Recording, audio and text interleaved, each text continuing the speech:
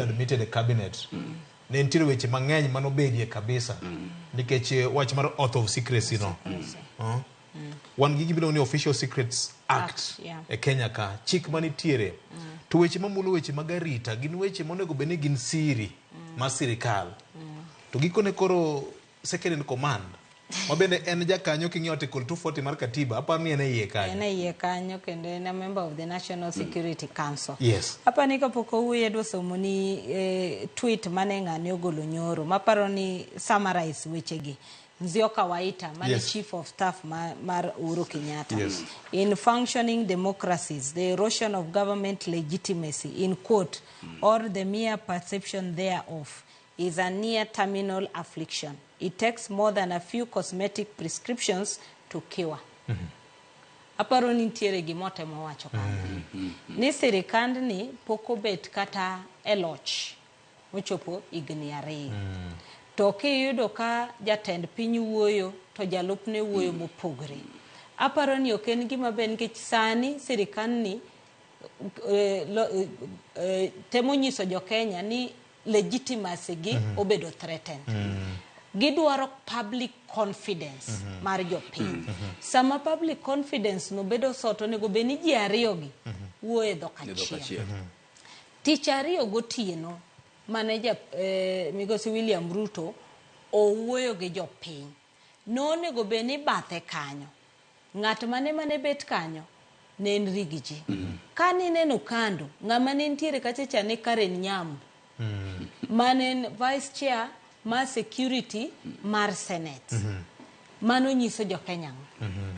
Tich adek kowuoyo kendo ni neno kobet gi politicians wajumbe, governors ne nitiere kanyo, jalupne ne onge. Jalupne dogo wuoyo okotiko kata 30 minutes. Makata wan kama ne wantiere ne waweni address ni obedo cancel nikech protocol mar sirikal ka jatelo maduong' osewuoyo to rumo gi kanyo. Manyiso ni en koro nomanyo mana chieng' machielo ma embe koro dhi ochuoyo godo weche ma jatende osetimo ang'owa owacho. Kani neno kano dhi wuoyo no wacho mabe ni agenda mokela kano osenyiso jopiny mos mowacho ni gik motimre go konego beni timre mopenjo ni to sirikal mane darling mar jopiny ne kotho chako go gi kanye. To dogo wacho ni koro wadhi agenda nama no chunyi wach mano mi luongo jofwambo gi keyo. To kanyo ni neno kodhi e wach mar NIS. Mokwongo obet ginema council ma National Security Council article 240 en achiel kuom jogo. Janis mogoyo ni nitiere kanyo.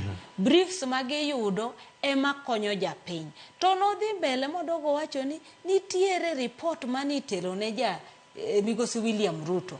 Makae ni nyiso William Ruto ni en gi Uhuru Kenyatta emane gipango gigi mani idwa ketne gi case mar treason. Ingeni mano kende kuot no line no kende iketo japiny kanyo. Manambari ya serikal wuoyo weche mag treason. Kendo giwacho ni jogi no opango. Oyudo ka William Ruto no sewacho ni onge extrajudicial killings, onge abductions. En kano biro to wacho ni nitie gik mane wasetamre mo wacho ni gigi kik timre. Oduogo timre sirikandwa ni. Ang'o manotemo wacho? Gidho Fred wacho mabeni no ken Janis. No go jatende. To ko go jatende okinya go jatendi makori golo siri mag sirikal mar security mar piny nikech sami wuoyo no kiwuo gi Kenya kende. Iwuoyo gi piny mzima. Iwuoyo gi Al-Shabaab, iwuoyo gi ISIS, iwuoyo gi Al-Qaeda, iwuoyo gi ng'ata marach bandits be wingi maparo ni ere kaka wanyalo muomo mondo wane kaka watimo masigo ne jo Kenya.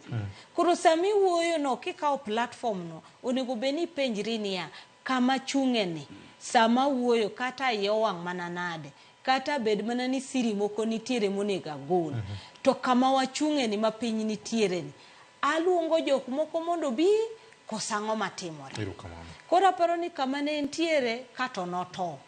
Ka paro no nego beno kwayo kata jopiny ng'uono nikech ogo siasa sama siasa kone gang'owa okotim nikech sani ing'e ni sani ma political capital oido ka jatende ni piny nafasi no koro dwa nyiso jo Kenya ni ene mober ta an aparo ni ja Kenya ma kawaida onge kaka inyalo wacho ni William Ruto rach to Rigathi Gachagua ber en sirikal achiel ticket en achiel kendo ncho wacho maber ni okana appointed unelected manyiso ni en ticket adiwa achiel onge kaka onyalo biro no ber to William Ruto timang'owa rach kagi rach to girach gite kagi ber to giber gite erokamano weche kodek beti marachie moloyo kata William erokamano ahinya nyakwara Mkajwang' penjo mang'ara no penja kanito